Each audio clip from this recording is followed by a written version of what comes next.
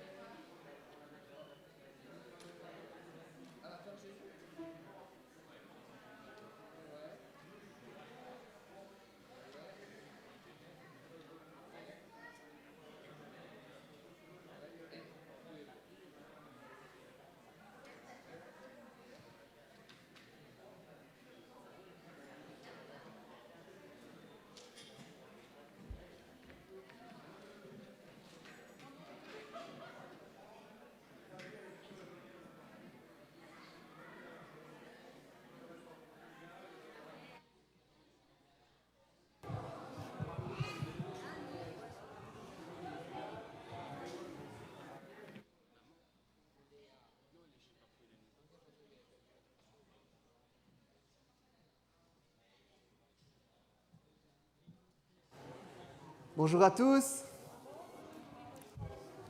un plaisir de vous retrouver. Donc, on a quelques affaires qui vont recommencer, c'est le début de l'année, donc on s'y remet. On va avoir l'étude biblique qui va redémarrer ici mercredi 19h, si je ne me trompe, ou 19h30, voilà, je me trompe. 19h30, et on étudiera ensemble l'épître aux Philippiens. L'épître de la joie, donc venez avec vos sourires. Une autre chose qui reprend, c'est toutes les réunions de prière. Donc si vous voulez vous arrêter un moment pour prier, tout simplement, pour vous remettre avec le Seigneur, pour partager cela entre frères et sœurs, il y a 2 réunions de prière qui se font. On en a une première le dimanche à 9h. Donc ceux qui ont envie de commencer leur dimanche un peu différemment, 9h, rendez-vous ici. Et les guerriers de la prière sont toujours là, quoi qu'il arrive. Et on a encore une autre réunion de prière à 8h30 le mercredi. Et ça, c'est Bruno qui organise. Donc, n'hésitez pas à venir, passer un bon moment dans la prière. Comme vous le voyez, notre pasteur n'est pas là. Non pas qu'il ait attrapé quoi que ce soit, il n'a pas le Covid, il est négatif. Mais par prudence et par amour pour nous autres, il a décidé de rester à la maison le temps que tout s'éclaircisse chez lui. Vu que, comme vous le savez, maman a le Covid, mamie a le Covid, Joël a le Covid, Claudia a le Covid. Donc, il voulait rester pour nous protéger surtout. J'ai aussi une nouvelle plus triste à nous annoncer. Léona, que vous avez vue régulièrement ici au culte, Léona est décédée. Elle était à Ostende, elle est décédée là-bas à l'hôpital. Donc, simplement, je remets toute la famille, tous ses amis à nos soins, et je vais simplement prier pour que le Seigneur entoure toutes ces familles, et spécialement la famille de Léona. Je vous invite à prier. Seigneur notre Dieu, on te remet tout ce culte et toute cette joie qui est là devant nous, ce plaisir de pouvoir te retrouver nos frères et sœurs. On te remet toutes ces familles qui sont peu bien, Seigneur, ou qui sont endeuillées. On te remet tout spécialement la famille de Léona, les amis de Léona. On te demande de les accompagner. On te remet spécialement Marie-Jeanne dans toutes ces circonstances, que tu puisses vraiment poser tes mains de réconfort sur elle. Merci Seigneur pour ce culte que tu as préparé d'avance, et on se réjouit de pouvoir goûter à tout ce que tu as préparé pour nous. En ton nom précieux. Amen. Et maintenant, c'est Bruno qui va nous conduire dans la louange.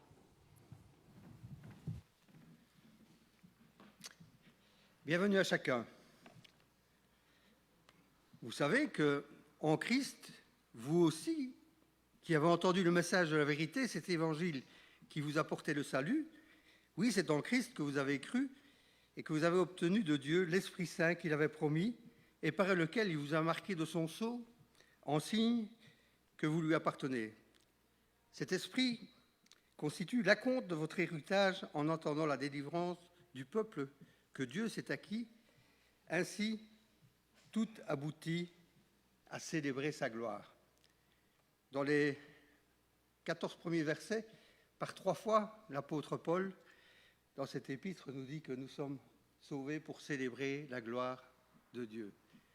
Il nous a donné son esprit pour nous aider. Il nous donne d'être ensemble réunis pour célébrer sa gloire. Et j'espère que ce matin, vous êtes venus non pas seulement avec votre voix, votre corps, mais vous allez célébrer de toute votre âme, de la partie qui appartient à Dieu, de votre être, pour nous mettre au diapason de la louange et que nous allons louer Dieu.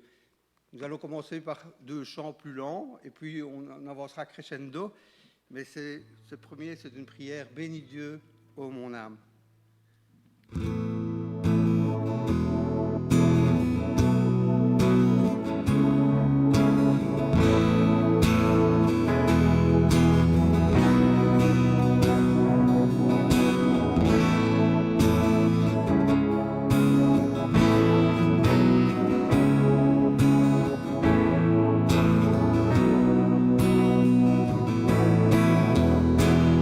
Bénis Dieu,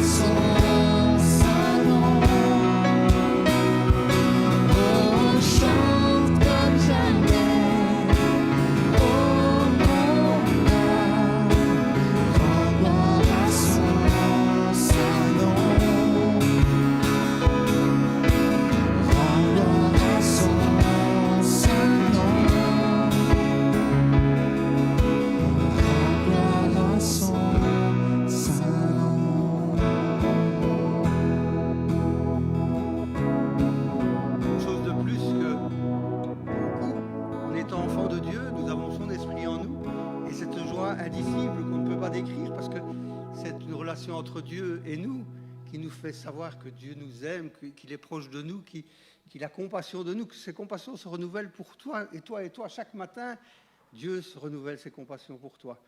Et c'est pourtant ce Dieu qui est le Dieu Tout-Puissant. Les cieux racontent la gloire de Dieu et l'étendue céleste annonce l'œuvre de ses mains. Le jour en donne l'instruction au jour, la nuit en donne la connaissance à la nuit. Ce n'est pas un langage, ce ne sont pas des paroles. Le Seigneur, dans toute sa création, dans toute sa beauté, nous parle. Et nous pouvons continuer à chanter infiniment grand.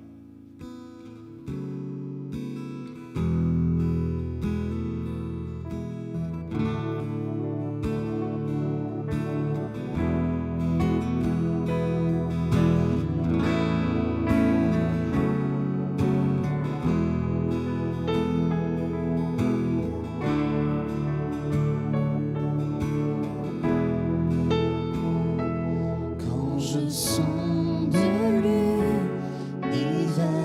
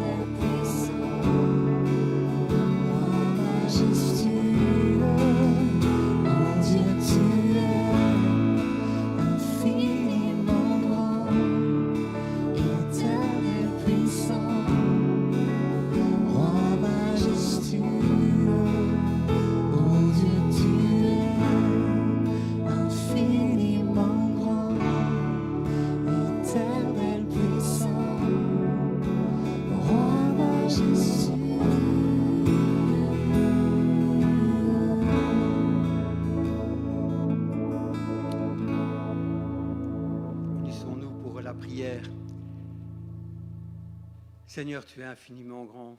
Tu es le Dieu créateur de toutes choses, le Dieu tout-puissant, le Dieu à qui revient la gloire, l'honneur.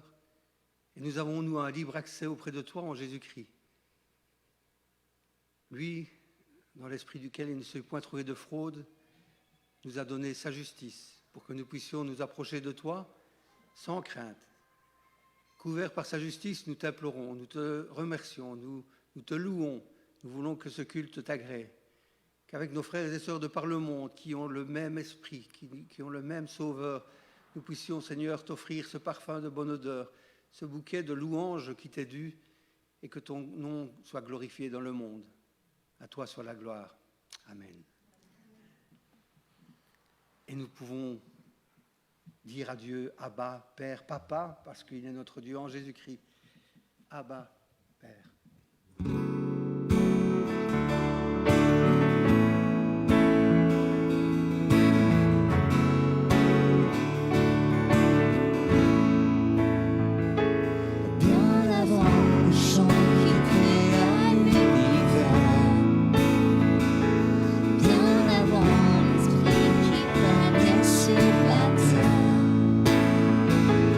Bien avant que tu me fondes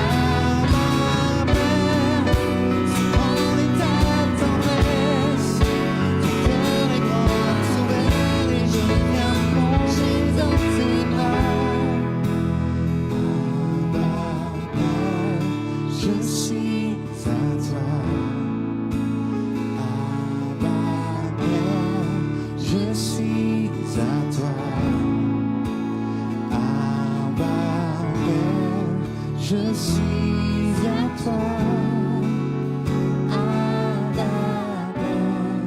Je suis à toi.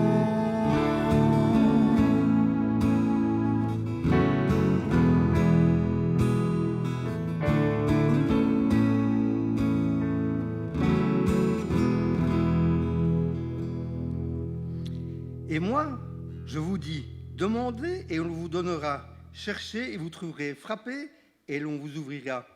Car quiconque demande reçoit, celui qui cherche trouve et celui qui frappe, on ouvrira. Quel père parmi vous, si le fils lui demande du pain, lui donnera-t-il une pierre? Ou s'il lui demande un poisson, lui donnera-t-il un serpent au lieu d'un poisson? Ou qu'il demande un œuf et lui donnera-t-il un scorpion? Si donc, vous qui êtes mauvais, vous savez donner de bonnes choses à vos enfants, à combien plus forte raison le Père céleste donnera-t-il l'Esprit Saint à ceux qui lui demandent? Vous êtes de la même chair que moi et je suis sûr que cette semaine vous avez prié et vos prières se sont quand même souvent concentrées sur nos besoins, nos petits êtres. J'étais un peu étonné d'entendre que la fin, il est dit que le Père céleste donnera-t-il l'Esprit Saint à ceux qui leur demandent? On est souvent en train de se plaindre, de demander. Est-ce qu'on demande l'Esprit Saint à Dieu? Je lisais les prières de l'apôtre Paul dans Éphésiens et je serais curieux de savoir si quelqu'un a prié comme Paul qui dit « Je demande que le Dieu de notre Seigneur Jésus-Christ, le Père qui possède la gloire, vous donne par son Esprit sagesse et révélation pour que vous le connaissiez et qu'il illumine votre intelligence afin que vous compreniez en quoi consiste l'espérance à laquelle vous avez été appelés. Quelle glorieuse richesse de l'héritage que Dieu vous fera partager avec les membres du peuple saint et quelle est l'extraordinaire grandeur de la puissance qu'il met en œuvre en notre faveur, à nous qui plaçons notre confiance en lui. Est-ce que vous avez prié pour, par exemple, les jeunes, pour qu'ils connaissent, pour prendre une autre prière de l'apôtre Paul, qu'ils apprennent à connaître la grandeur, la hauteur, la profondeur, la longueur de l'amour de Dieu, que certains jeunes puissent trouver des vocations, s'engager. On a à l'école du dimanche, on a peine à trouver des personnes pour aller enseigner nos enfants. Il y a le club des jeunes, il y a beaucoup de choses, il y a beaucoup de places disponibles et le Seigneur a donné les dons à chacun. Est-ce que nous prions? C'est sûr qu'il faut continuer à prier pour les malades, pour le Covid, pour toutes choses, mais est-ce que nous prions aussi pour l'élévation des uns et des autres? Que notre voisin soit richement affermi dans sa foi, que nous puissions témoigner de notre foi les uns envers ceux du dehors, que nous puissions prier pour que nos enfants s'engagent dans la mission. Qui sait?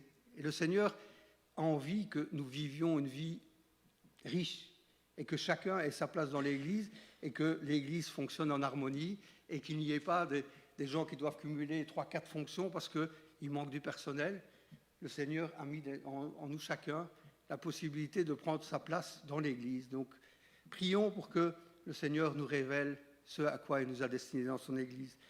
Nous allons maintenant chanter la gloire de notre Seigneur Jésus par 3 chants. Et je invite le groupe à nous guider dans la louange, après quoi nous nous tournerons vers la table du Seigneur.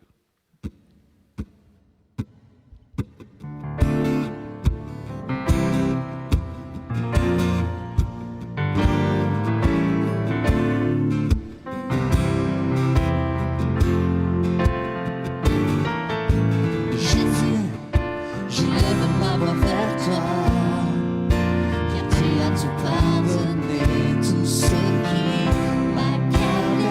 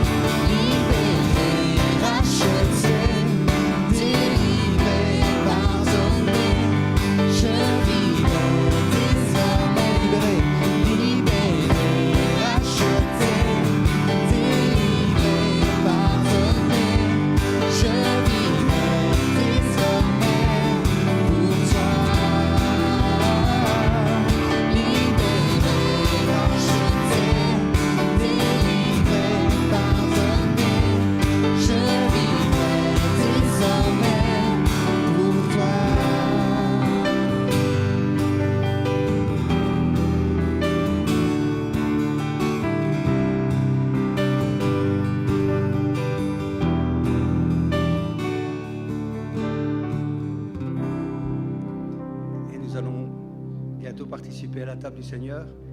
Rappelez-vous bien que le héros sur cette histoire, c'est Jésus.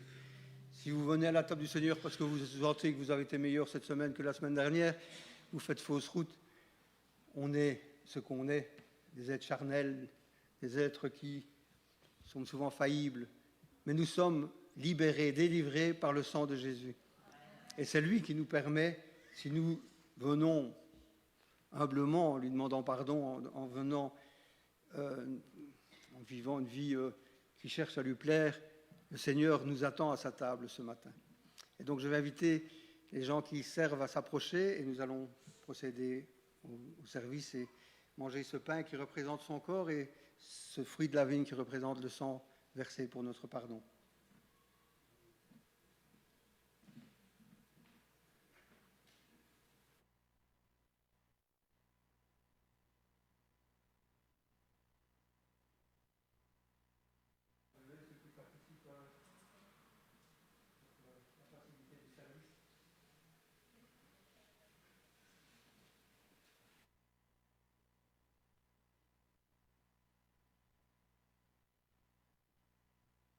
Plus facile.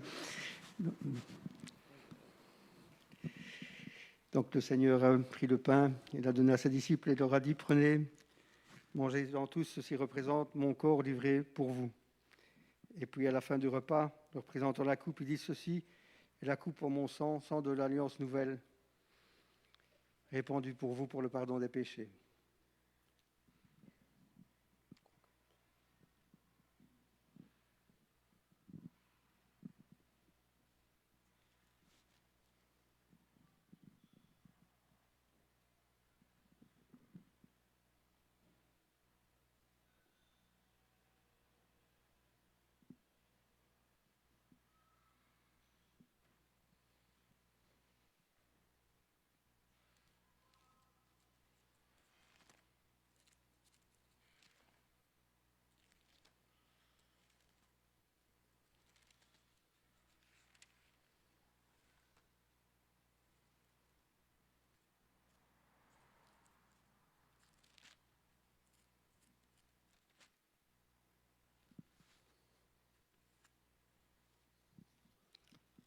Avec joie, rendez grâce au Père qui vous a rendu capable d'avoir part à l'héritage des saints dans la lumière.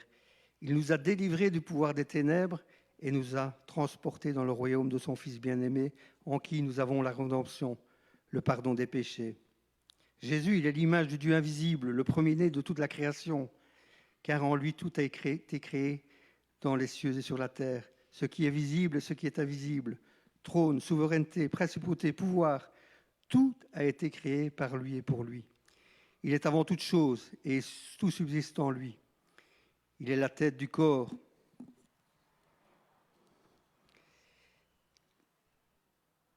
Il est le commencement, le premier-né d'entre les morts, afin d'être en tout le premier. Car il a plu à Dieu de faire habiter en lui toute plénitude et de tout réconcilier avec lui-même, aussi bien ce qui est sur la terre que celui qui est dans les cieux, en faisant la paix par lui, par le sang de la croix. Et vous, qui étiez autrefois étrangers et ennemis par vos pensées et par vos œuvres mauvaises, il vous a maintenant réconciliés par la mort dans le corps de sa chair pour vous faire paraître devant lui, saint, sans défaut ni reproche.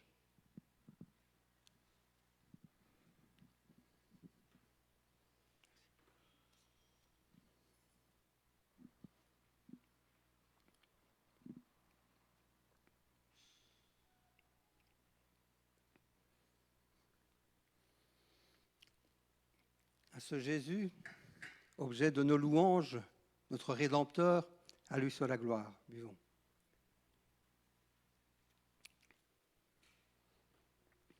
Amen.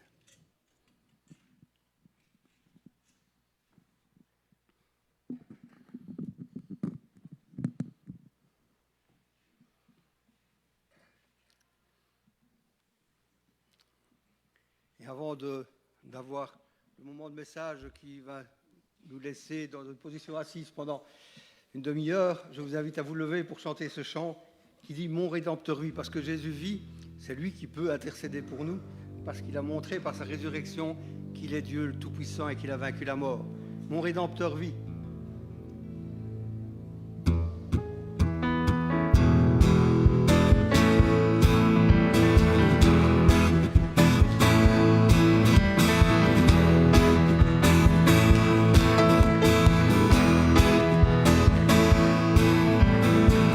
Je sais qu'il m'a secouru, son sang a coulé mes fautes, je le crois, je le crois. Il a enlevé ma honte, je suis guéri, son nom, je le crois, oui je crois.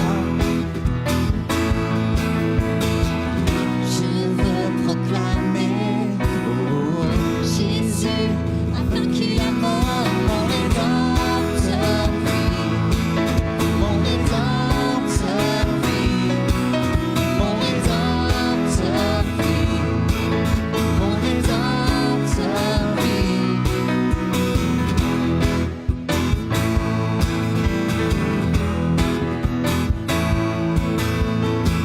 Je sais qu'il m'a secouru, son sang a coulé mes fautes, je le crois, oui je crois. Il a enlevé ma honte, je suis guéri en son nom, je le crois, oui je crois. Je veux proclamer, oh, Jésus a vaincu la mort, mon Rédempteur vit, mon Rédempteur vit, mon Rédempteur vit, mon Rédempteur vit. Une fois, mon Rédempteur vit, mon Rédempteur vit, mon Rédempteur vit. Mon Rédempteur vit, tu prends mon fardeau et tu l'emportes. Alors je danse sur les sommets, je vois venir ton règne.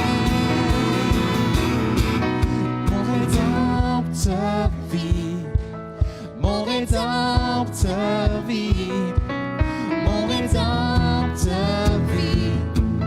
Mon Rédempteur vit, mon Rédempteur vit, mon Rédempteur vit, mon Rédempteur vit, mon Rédempteur vit.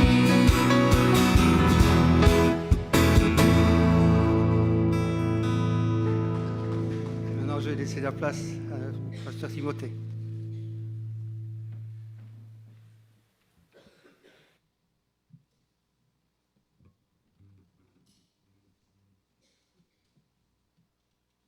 Voilà, c'est allumé, vous m'entendrez mieux.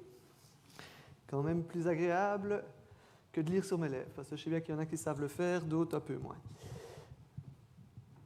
Si vous vous intéressez un petit peu à l'histoire de l'Église, il y a parfois des choses assez drôles qu'on peut découvrir sur certains apôtres. Il y a des témoins oculaires qui nous ont rendu certaines histoires assez comiques de certains apôtres. Et j'aimerais bien m'arrêter sur une de ces histoires qui concerne l'apôtre Jean. L'apôtre Jean, vous le connaissez ou peut-être pas bien, mais on va apprendre un petit peu plus à le connaître.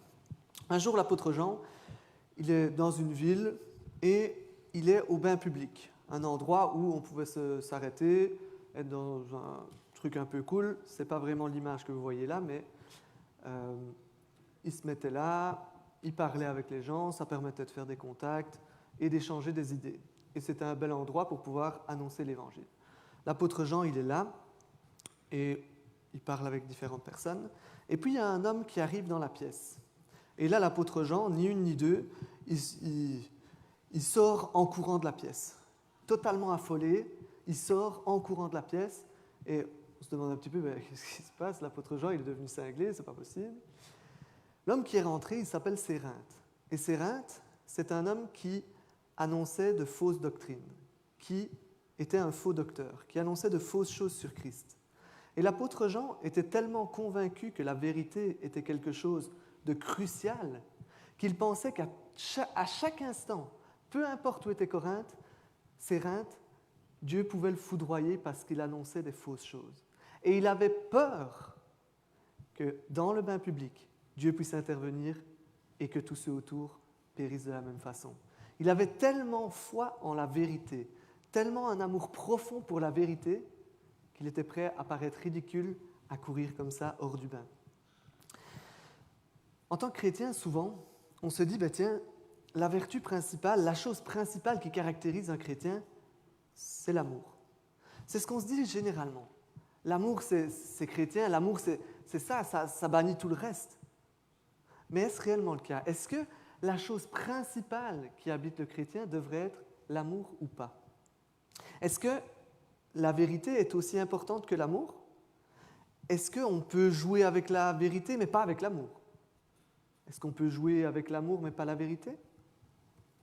C'est dans cette réflexion-là que j'aimerais nous emmener. Et c'est dans cette réflexion-là que le passage va nous emmener. Quelle est la place de la vérité? Et qu'est-ce que la vérité selon le passage? D'abord, on va s'intéresser un tout petit peu à l'apôtre Jean. Vous avez vu qu'il est convaincu, c'est quelqu'un qui vraiment vit sa foi à fond. Il a vraiment mis une importance cruciale sur la vérité.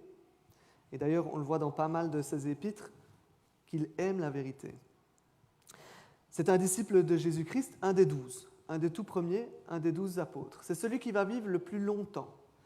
Il va mourir isolé sur l'île de Patmos. Il avait été envoyé en exil par les Romains. Il a vécu donc le plus longtemps, et même certains ont pensé, via certaines paroles de Jésus-Christ, qu'il n'était même pas encore mort à l'heure actuelle. Parce que Jésus dit, si je ne veux pas qu'il meure, que t'importe. Mais c'est totalement faux, l'apôtre Jean est mort, bien sûr, à un moment il était humain comme nous. C'était un juif, et il a écrit l'épître de 1 Jean, 2 Jean, 3 Jean, l'évangile selon Jean et l'Apocalypse. Quand même un auteur prolifique. Des passages importants pour nous. Et c'est aussi l'auteur de l'épître de laquelle nous allons tirer tout le contenu de la prédication d'aujourd'hui. Je vais nous inviter à tourner les pages de notre Bible vers 2 Jean, une petite épître, mais pourtant qui est cruciale. Une petite épître, 2 Jean, dans le Nouveau Testament. Et on va s'arrêter simplement sur les 4 premiers versets de 2 Jean. C'est une petite épître, elle fait 13 versets, et nous, on va s'arrêter sur les 4 premiers. Durant la lecture, j'aimerais que vous puissiez voir les caractéristiques de la vérité. Ici, dans le passage, il va nous donner plusieurs des caractéristiques de la vérité. Et j'aimerais que durant la lecture, vous puissiez tenter d'en trouver 1, 2, 3, 4, 19, comme vous voulez. Mais tentez de se focaliser sur cela.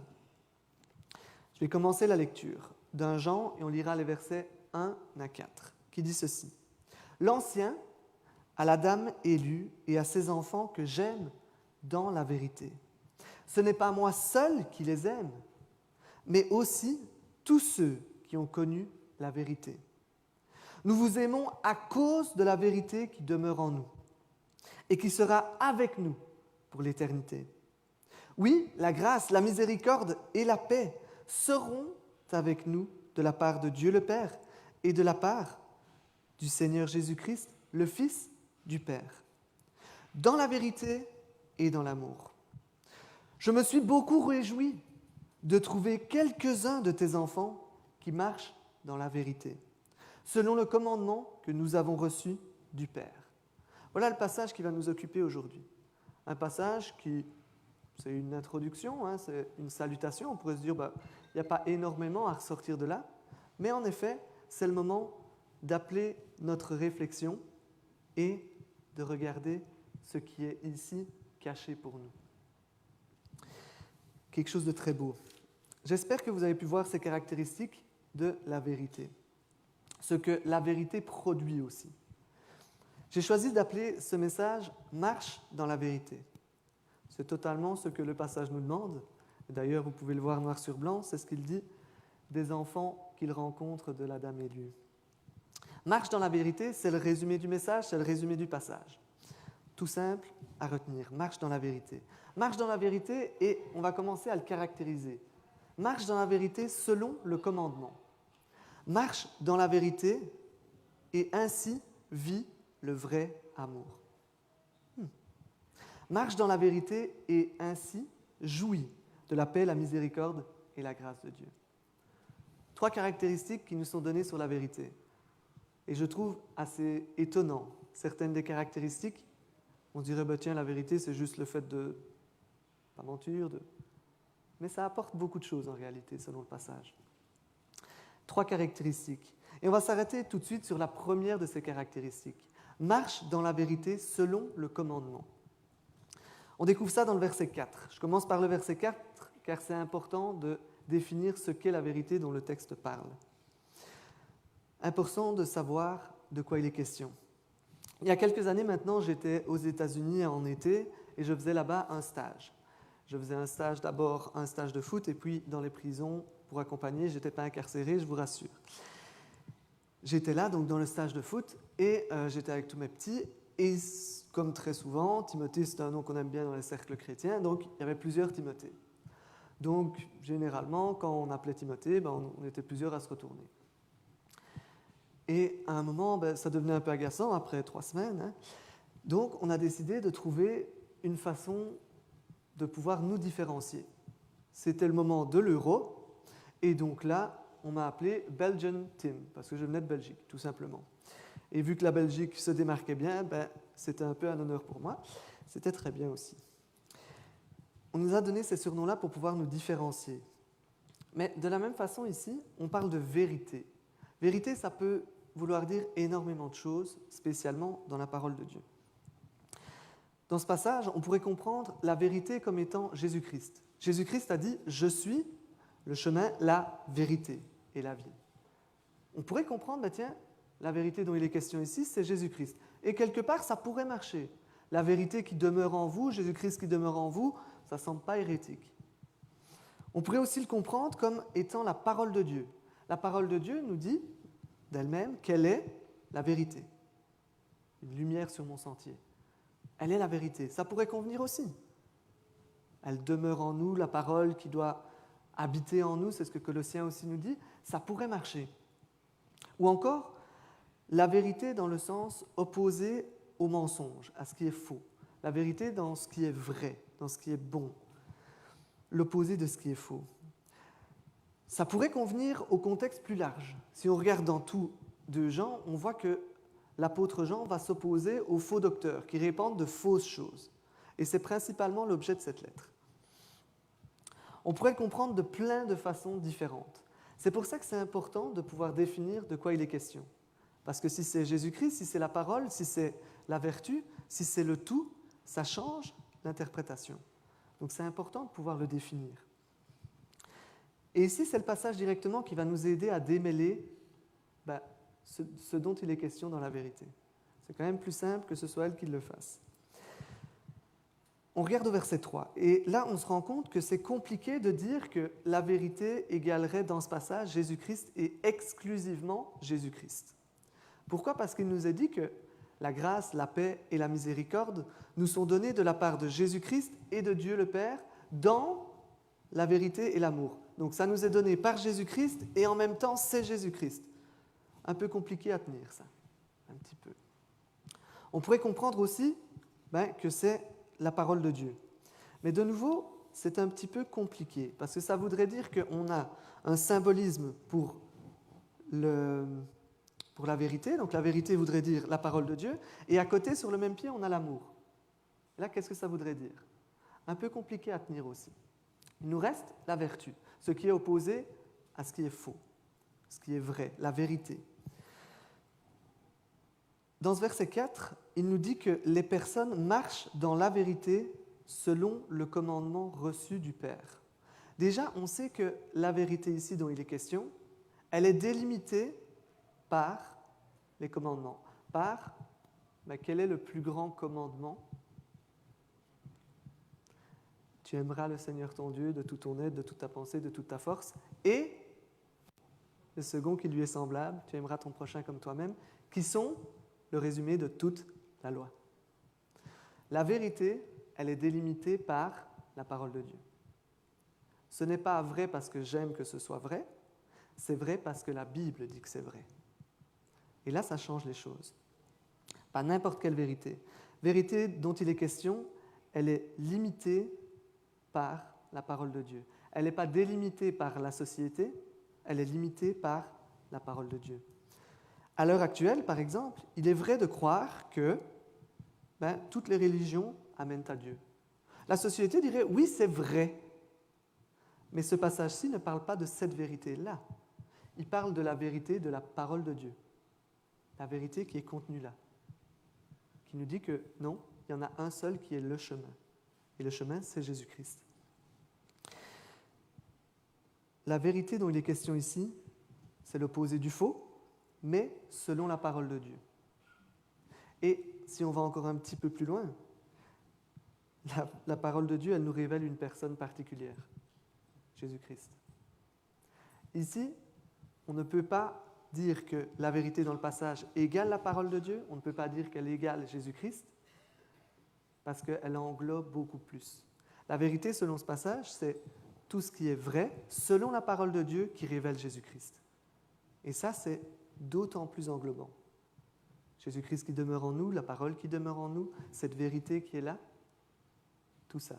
C'est beaucoup plus large que ce qu'on pourrait croire au premier abord. Maintenant, comment est-ce qu'on pourrait vivre cela? Comment est-ce qu'on peut faire en sorte de marcher dans la vérité selon la parole de Dieu, selon le commandement qui est révélé en Jésus-Christ? Un peu compliqué. D'abord, dans un premier temps, il faut être au clair sur ce qu'est la parole de Dieu. Est-ce que la parole de Dieu est réellement parole de Dieu pour toi?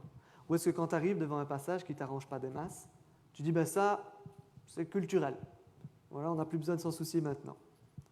Ou ça, c'était l'apôtre qui a ajouté ça, c'est pas de Dieu. Est-ce que la parole de Dieu, elle a toute l'autorité de la parole de Dieu pour toi ou pas? Ou est-ce qu'il y a des choses que tu peux t'arranger tout à fait avec? Je me souviens de cette histoire d'un des professeurs de l'Institut, il nous racontait. Il avait été invité dans une église pour parler à un groupe de jeunes. Et il était présent, et il faisait connaissance avec les jeunes. C'était quand même une belle église, il y avait assez bien de jeunes. Et le pasteur était là aussi, donc il discute. Et puis vient le moment où il doit apporter le message. Et là, on lui avait demandé de parler de sexualité, pornographie, masturbation, tout le package. Là, il commence à parler, il dit, la sexualité, elle a été donnée dans le cadre du mariage pour que les deux époux jouissent l'un de l'autre et procréent. Et puis il continue, la pornographie, etc. Il arrive à la masturbation. Et là, il dit, ce que la Bible déclare, c'est quelque chose que Dieu n'aime pas parce que la sexualité est donnée dans le cadre du mariage. Or, là, on ne peut pas vivre cela. C'est pour la jouissance des deux époux.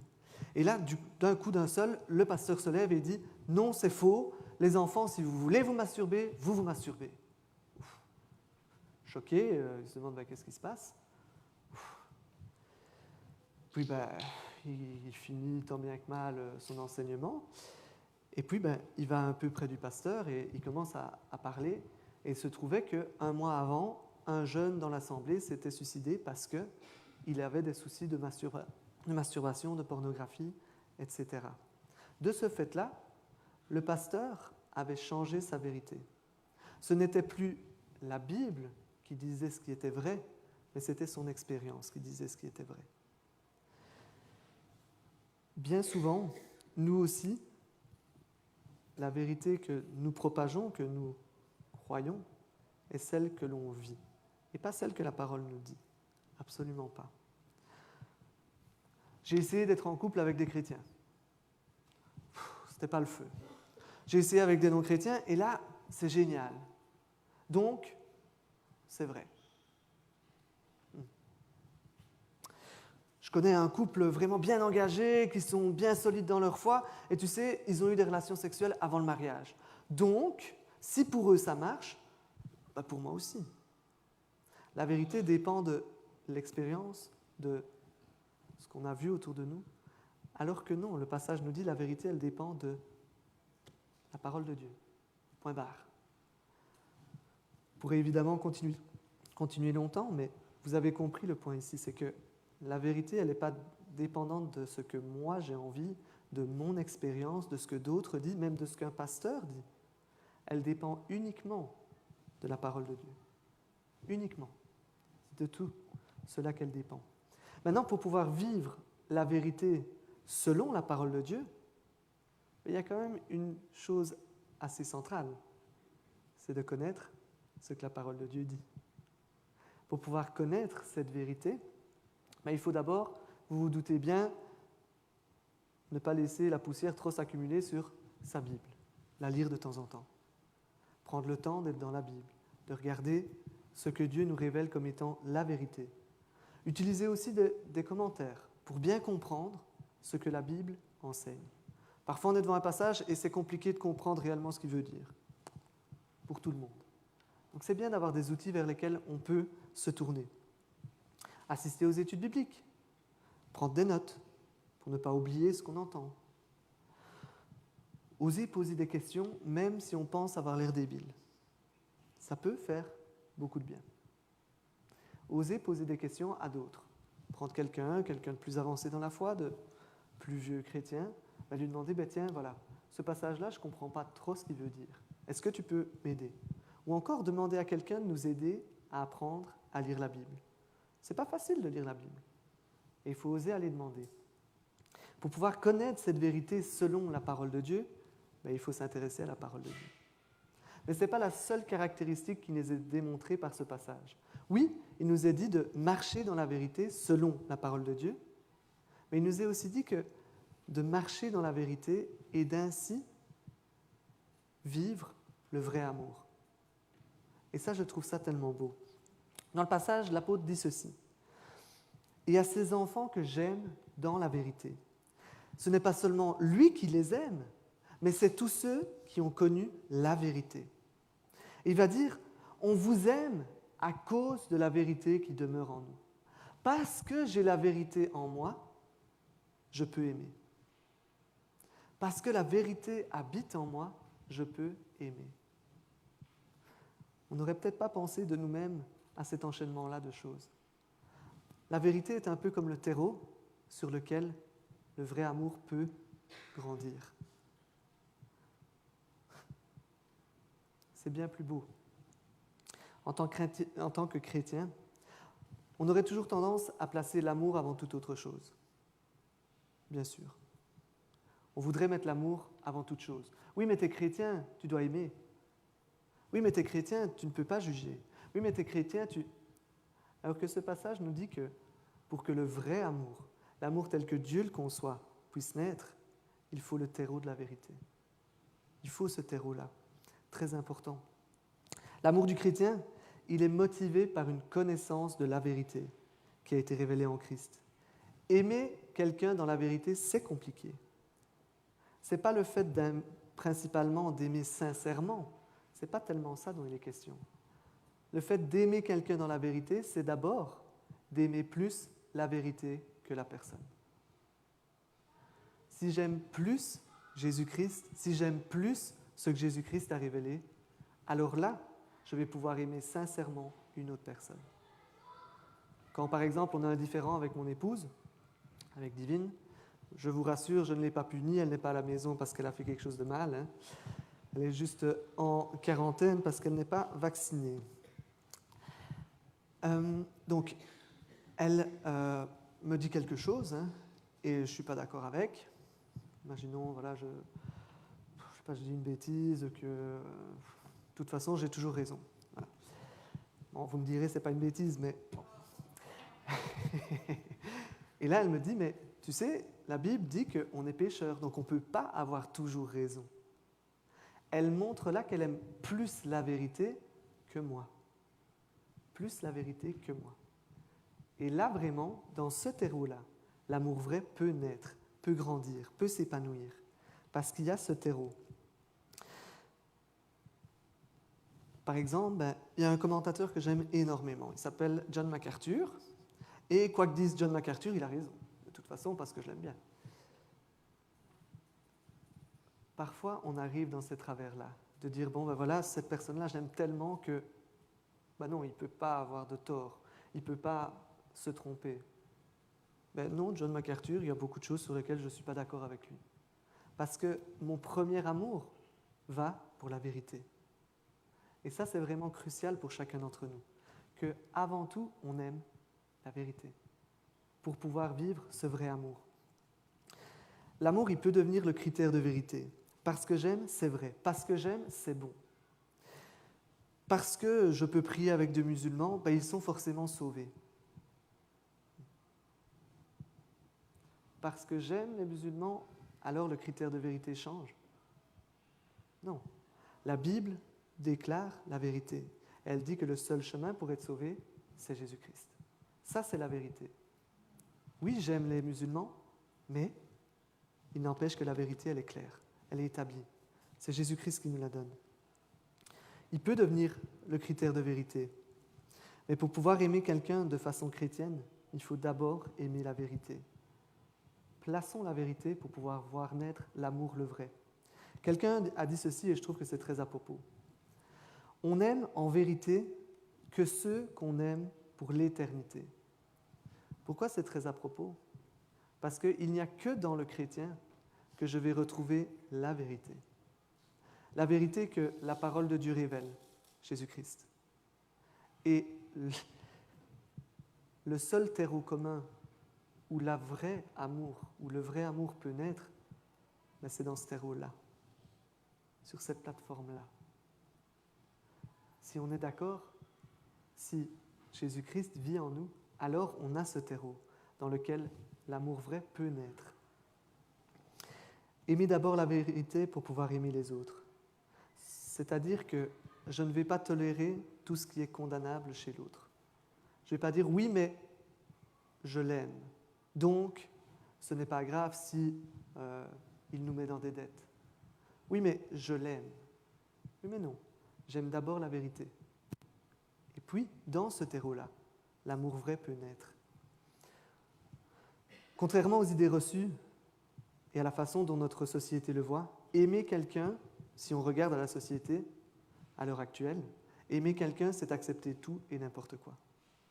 Or, la Bible, elle ne nous dit pas ça. Quand Dieu nous dit qu'il nous aime, il nous tend les bras, bien grands ouverts, mais il nous dit « Mais tu es pécheur ». Dieu nous dit « Oui, je t'aime, je t'accepte », mais il n'empêche que tu as fait preuve d'orgueil là. Mais il n'empêche que le fait que Dieu nous aime ne fait pas qu'il accepte tout et n'importe quoi. Dans son amour, il pointe vers les choses qui ne vont pas dans notre cœur. Et nous, on est appelés à la même chose. D'abord la vérité, pour pouvoir voir naître l'amour. On pourrait se dire, mais tiens, voilà, si vraiment je fais ce que tu dis, Tim, on va quand même devenir des gens pas très fréquentables, pas très amusants. Hein. Bon, chaque fois qu'il y a un truc qui ne va pas, on va me le dire, ça va quand même être moins marrant à l'église. Et je suis d'accord que ce serait vachement moins marrant. Et il y a cette petite image qu'on peut prendre. Vous voyez, si dans notre vie, on ne mangeait jamais que des trucs sucrés, alors mon oncle Jean serait très content, mais ce serait quand même un peu lassant après un moment. Mais si on ne mangeait au contraire que des choses salées, après un moment, ce serait lassant aussi. On a besoin du sucré et du salé. On a besoin de la vérité et de l'amour. Maintenant, comment savoir comment le doser? Comment est-ce que je sais quand je dois être plus dans l'amour, sans oublier la vérité? Ou à certains moments, plus dans la vérité, en apportant une touche d'amour? Comment savoir comment on dose ce genre de choses? Ben là, il y a une chose vraiment merveilleuse qui s'appelle le Saint-Esprit qui vit dans le chrétien. Et c'est le Saint-Esprit qui va nous donner ce discernement-là. Maintenant, pour avoir le Saint-Esprit en nous, il faut une première chose, appartenir à Jésus-Christ. Ça, comment est-ce que ça se passe? Ben, on va à la banque et on demande un prêt pour pouvoir acheter. Non. On va au supermarché, on va dans le rayon Jésus, on prend la taille qu'on veut et non. Pour pouvoir appartenir à Jésus-Christ, il faut d'abord se rendre compte que de base, c'est ce que la Bible nous dit, c'est ce que la vérité dit. De base, on appartient au péché. On a le péché en nous, le péché qui est là, qui nous habite. Ce péché, c'est quoi? C'est la rébellion contre Dieu. Le fait qu'on ne veut pas de Dieu dans notre vie. On veut décider par nous-mêmes. On veut dire ce qui est bien ou mauvais par nous-mêmes. Ça, c'est l'essence du péché. Et ce péché, malheureusement, il a des conséquences. Oh, on peut vivre sa vie comme ça et se dire, tiens, voilà, c'est la vie, c'est comme ça, il n'y a pas vraiment de... Mais si, il y a des conséquences. Il y en a de grosses. D'abord, ça veut dire qu'ici-bas, sur Terre, on ne peut pas avoir de relation avec Jésus-Christ. On ne peut pas avoir de relation avec Dieu, parce que le péché est là entre nous. On ne peut pas connaître l'amour, tel que le passage le dit. On ne peut pas connaître cette vérité, y croire et y adhérer, comme la Bible en fait mention. On ne peut pas vivre l'éternité avec Dieu. Parce que oui, un moment viendra, l'éternité sera devant nous. Et il reviendra à chacun d'entre nous d'avoir fait le choix. Pas de faire le choix à ce moment-là, il sera trop tard. Mais il faut qu'on puisse arriver devant Dieu avec le choix qui est fait. Est-ce que je vais arriver devant Dieu en disant, voilà, je n'ai pas été trop mauvais quand même, hein, ça va? Ou est-ce que je vais pouvoir dire, moi je suis dans l'équipe gagnante, moi je suis avec le King, moi je suis avec Jésus. Parce que comme la Bible le dit, il n'y a pas 20 000 solutions au problème du péché. Il y en a une, et juste une. Rien qu'une seule. Et ça, c'est Jésus-Christ. Jésus-Christ qui est 100% homme, 100% Dieu. Jésus-Christ qui n'a jamais péché, mais qui, encore plus, il n'a pas fait que jamais péché. Il a toujours accompli la volonté de Dieu. Il a une vie parfaite, sans aucune tâche. Et ça, c'est le prix du péché. Il revient à chacun d'entre nous de choisir. Je peux choisir de payer moi-même pour mon péché, mais le prix, c'est la mort éternelle, c'est l'enfer. Ou je peux choisir que Jésus-Christ a payé pour moi. Comment est-ce qu'on peut choisir que Jésus-Christ paye pour moi? C'est tout simple. Tout simple. Tu vas à l'ambassade? Non, ça c'est compliqué. C'est tout simple. Tu pries, tu t'arrêtes devant Dieu. Il n'y a pas de mot magique. Tu dis simplement, voilà Jésus-Christ, je t'accepte dans ma vie comme mon Sauveur et mon Seigneur personnel. J'accepte le prix de ton sacrifice sur la croix pour mon péché. Je sais que moi, je ne peux pas me sauver moi-même. Tout simplement. Et Dieu verra la sincérité de ton cœur. Tu peux faire cette prière 20 fois, ça ne changera rien. Il faut que ton cœur y soit. C'est ce que Jésus-Christ te demande. Simplement, apporte-moi ton cœur. Tout simplement. Ça, c'est la première chose pour pouvoir marcher dans la vérité, avoir cette relation avec Jésus-Christ. Cette première chose cruciale. Comment, après, connaître le bon dosage entre le sel et le sucre? Je reviens sur l'image qu'on a utilisée juste après. Mais là, c'est le Saint-Esprit qui va nous guider dans cela. Et pour pouvoir avoir le Saint-Esprit qui nous guide, il faut appartenir à Jésus-Christ, comme on vient d'en discuter. Le Saint-Esprit va nous donner quelques petites impulsions. Des fois, il va nous dire, tu sais, ce n'est pas le moment de lui rappeler son péché. Dis simplement que tu es là, que tu es avec eux. À d'autres moments, il va dire, tu sais, il faudrait un petit peu lui rappeler que ça, c'est contre ce que je dis dans la parole. Mais montre-lui quand même que tu l'aimes, toujours. Et ça, c'est le Saint-Esprit qui va le faire. Et c'est important pour nous de nous approcher de ce qui est vrai pour que le Saint-Esprit puisse utiliser ce qui est vrai. L'amour vrai, il ne peut se vivre que dans la vérité. Des couples basés sur le mensonge, ça peut fonctionner un temps, mais à un moment, il viendra toujours l'échec. À un moment, un couple qui est bâti sur le mensonge va s'écrouler, quoi qu'il arrive. Par contre, si on choisit de bâtir son couple sur la vérité, oui, ça fait mal. Des fois, on doit venir devant son épouse, devant son époux et avouer certaines choses ou le réprimander sur certaines choses. Ça fait mal. Et on pourrait se dire, mais tu sais, je l'aime, donc je vais passer là-dessus. Mais ça, c'est un mauvais calcul. C'est un très mauvais calcul. Parce que oui, ici, juste les 5 prochaines minutes, ça va être bien parce qu'on a passé dessus. Mais sur le long terme, ça ne marchera pas. Ça va revenir. Il faut qu'on puisse baser notre couple sur la vérité pour que cela puisse durer. Quand par exemple on regarde le film Alibi.com, je suis sûr que beaucoup l'ont vu, Alibi.com, en gros, c'est bâtir tout ce qu'on veut sur le mensonge. Et spécialement, un des couples là, qu'on voit dans le film, il bâtit tout leur couple sur le mensonge. Et dès que la demoiselle découvre cela, ça s'écroule. Parce qu'un couple bâti sur le mensonge, l'amour ne tient pas. Un couple qui est bâti sur la vérité, l'amour perdure. Ça, c'est important. L'amitié, c'est pareil. Oh, on peut avoir des amitiés bâties sur le mensonge, bâties sur du faux, mais ça ne va pas durer bien longtemps. Il viendra un moment où ça va s'éclater. Par contre, être ami avec quelqu'un et bâtir cela sur la vérité, pas toujours facile, mais ça dure. Je me souviens quand j'étais plus jeune, vous allez me dire pour certains que je suis encore jeune, mais voilà, j'étais dans une phase un petit peu plus débile, où j'avais envie de faire mes bêtises à moi. Et j'avais un ami très précieux qui était là et qui, constamment, me disait « Tu sais, Tim, ne devrais peut-être pas faire ça. » Et constamment, Toto, il venait près de moi et il me disait « Tu sais, ces amis-là, ils ne sont pas très fréquentables.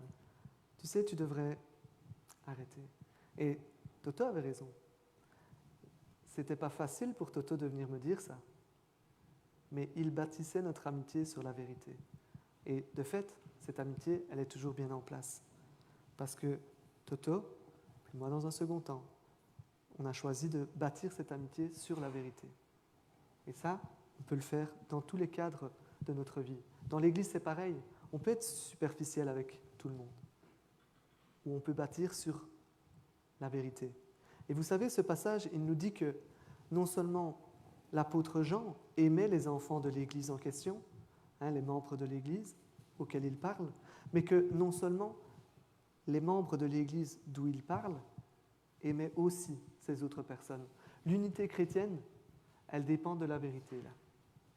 Si on veut bâtir l'unité chrétienne, si on veut vivre une unité qui est belle à voir, quelque chose qu'on ne retrouve nulle part, il faut pouvoir d'abord bâtir sur le terreau de la vérité. C'est crucial. La vérité, je trouve, elle réserve de superbes surprises ici. On ne se dirait pas qu'en réalité, la vérité est la clé pour vivre un vrai amour. Ça ne nous viendrait pas de base à l'esprit. Et pourtant, c'est ce que le passage nous dit. C'est tellement plus beau de suivre la recette du Seigneur. Et il nous donne cette troisième caractéristique. Marche dans la vérité et jouis de la grâce, de la miséricorde et de la paix. D'abord, j'aimerais attirer notre attention sur le verset 3. Dans ce verset, il nous dit, on a souvent l'habitude de trouver, et spécialement chez Paul, et vu qu'on aime beaucoup Paul, on est habitué aux phrasés de Paul. Paul, il dit souvent que la grâce et la paix soient avec vous. C'est un peu hypothétique, c'est un peu un si, c'est conditionnel.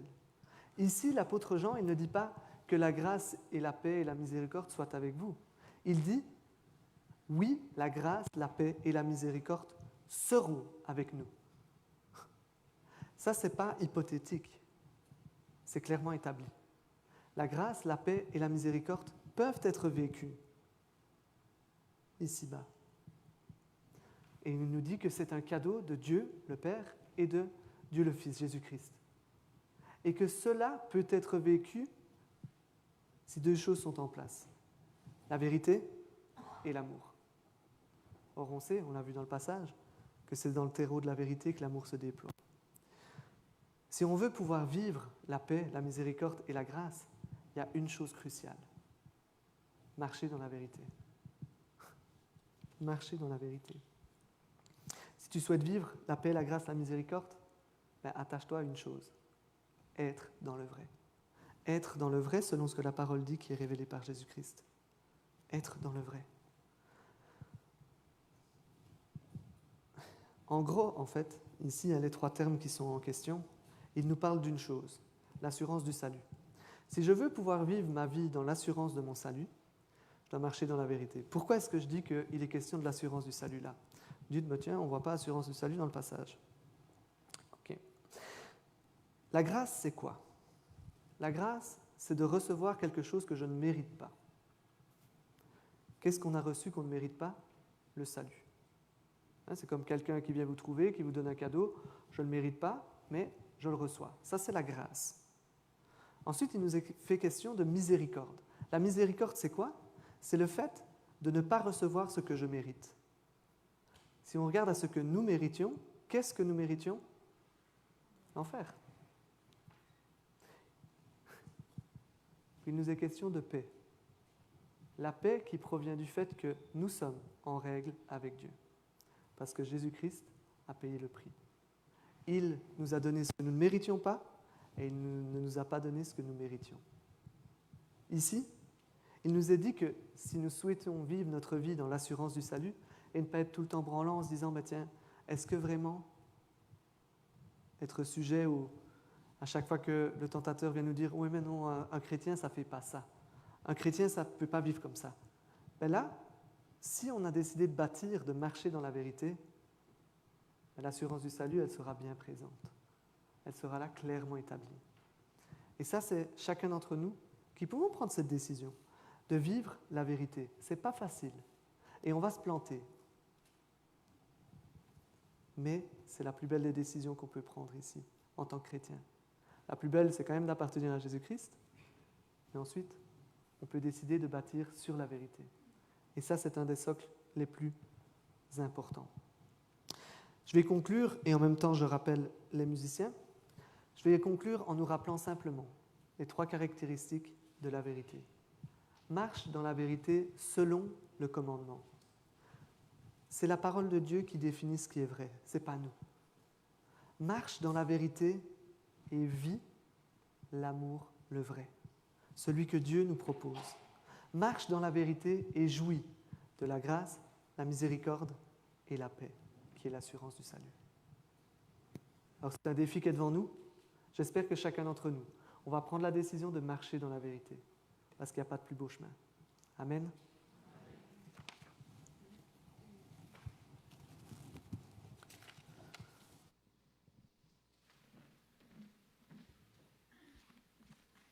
Encore un chant qui va dire que Dieu est bon, un chant qui est rythmé et que nous avons envie de, j'espère, chanter à plein poumon, debout, ensemble, unis. Un chemin qui dit que notre Dieu est bon.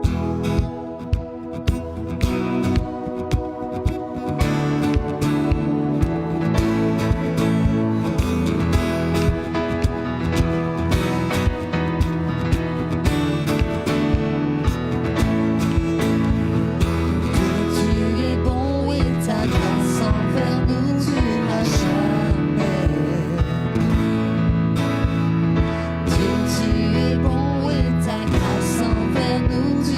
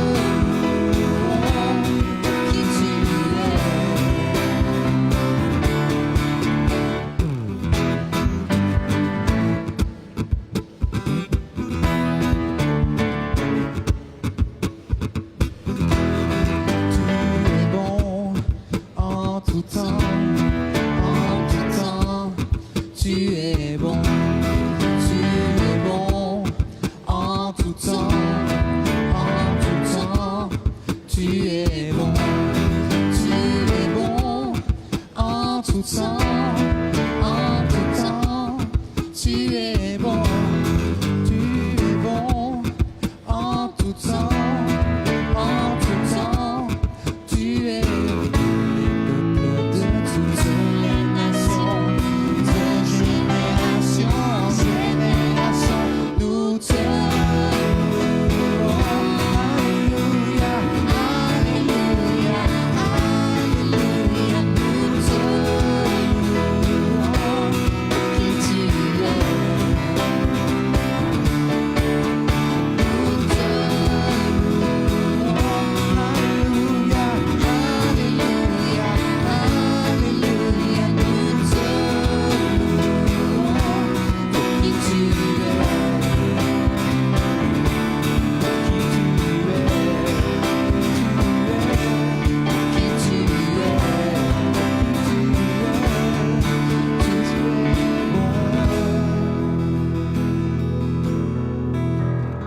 Bon dimanche à chacun et que l'Esprit de notre Seigneur vous guide dans cette semaine. N'oubliez pas les différents rendez-vous que nous avons à l'étude biblique ou dans les réunions de prière et que le Seigneur nous guide. Amen.